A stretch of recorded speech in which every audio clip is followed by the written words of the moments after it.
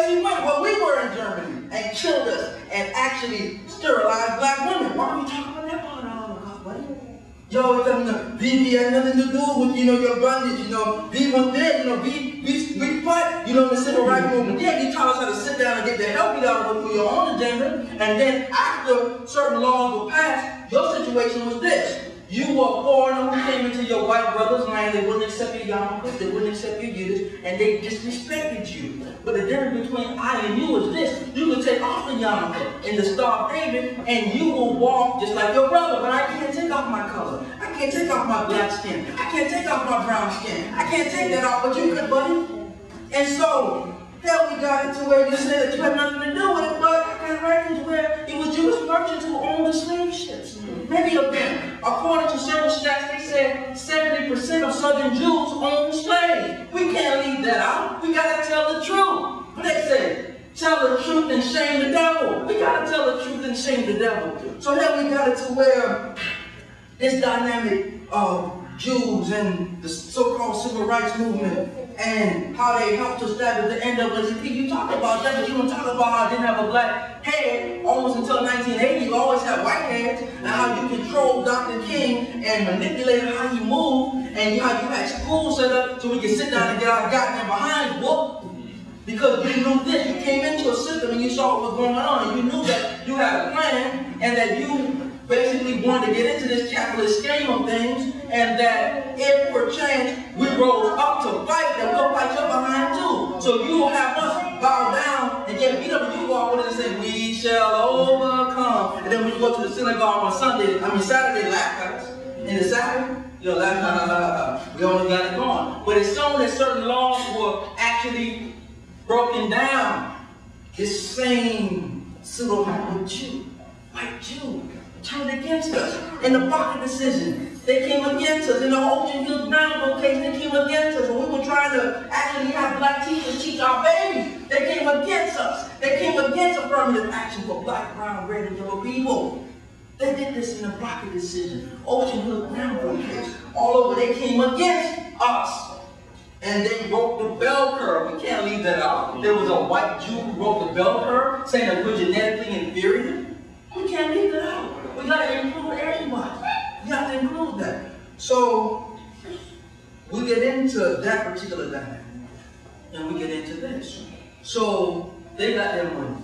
The Japanese got $1 billion. Why can't the people who suffer the most get their reparations? That's just the whole damn point. Now, reparations alone is not no paper money with no cracker on it. That's not it. But it also deals with repairing the mind of a people. We don't have the freedom to do that. We don't have the freedom to repair our own minds. But we were made into niggas. But we were made into this condition and put in this position through terrorism.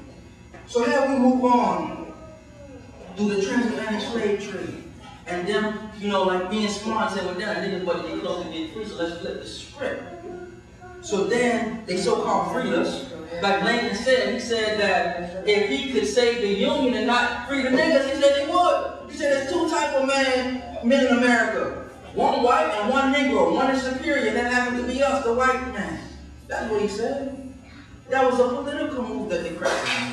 And if you don't comprehend the dynamic of white supremacy and also their tool that they use as colonialism, then you won't understand what's going on. That particular slavery was classical slavery. What we experience today is a new form of slavery, or neo-slavery, or neo-colonialism and internal colonialism, or modern slavery. So now we get into this dynamic of things.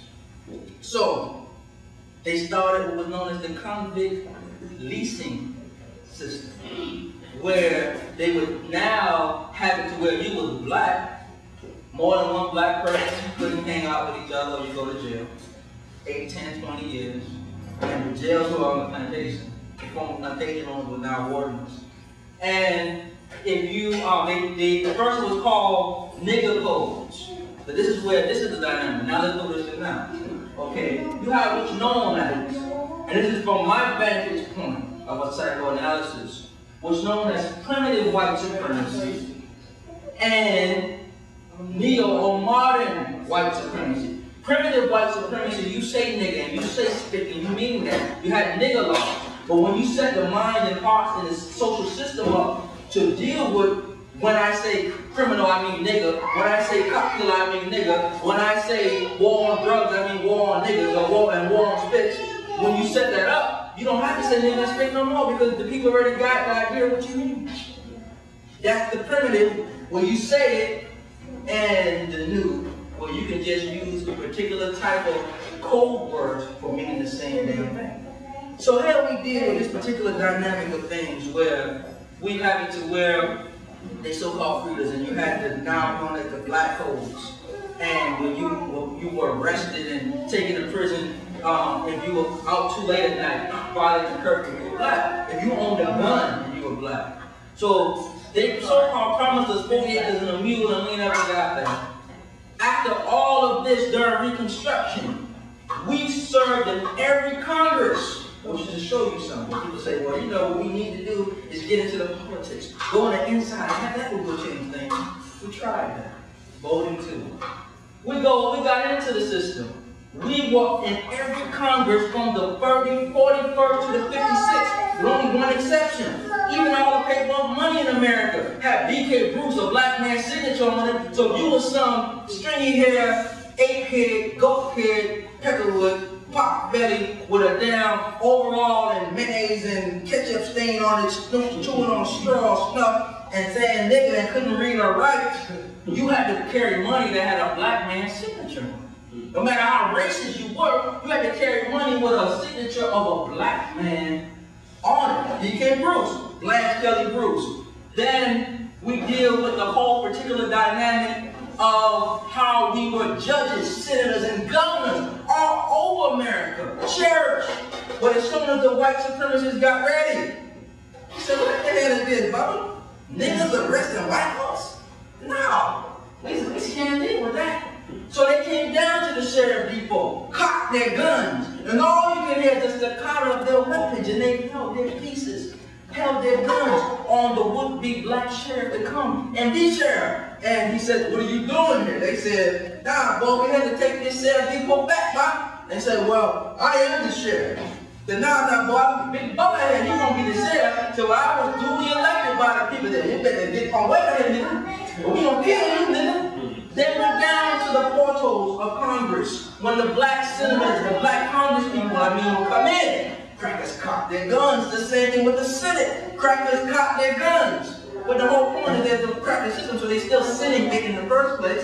So anyways, in dealing with that dynamic, they started Jim Crow to appease a white supremacist mind. Well, you were forced into thinking lower of yourself. Black water fountain, Negro water fountain, or white water fountain, and make sure all of the dirty for somewhere in the goddamn field somewhere.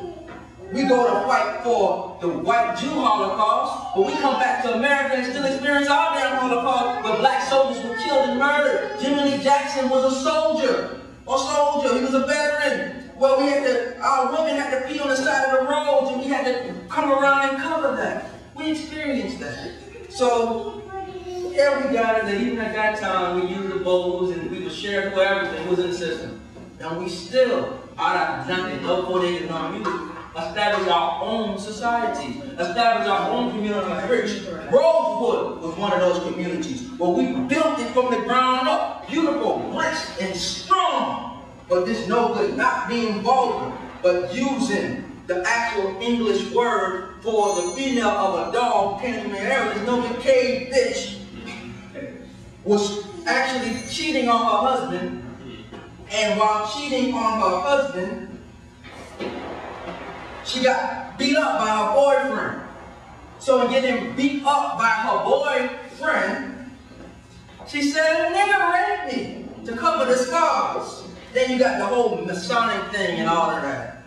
And we know to get into that particular dynamic, not that I give a damn. Some people are spooked on this Illuminati, it's all cracking me. But the Ku Klux Klan was established by white Masons, and the white police department and the Ku Klux Klan is to the Masons what the Bilderberg and the Skull and Bones is to the CIA, the DIA, and not DA, I mean DIA, and NATO and NORAD and NAFTA and all these other packages. So dealing with that particular kind of dynamic of things. So they burnt Rosewood.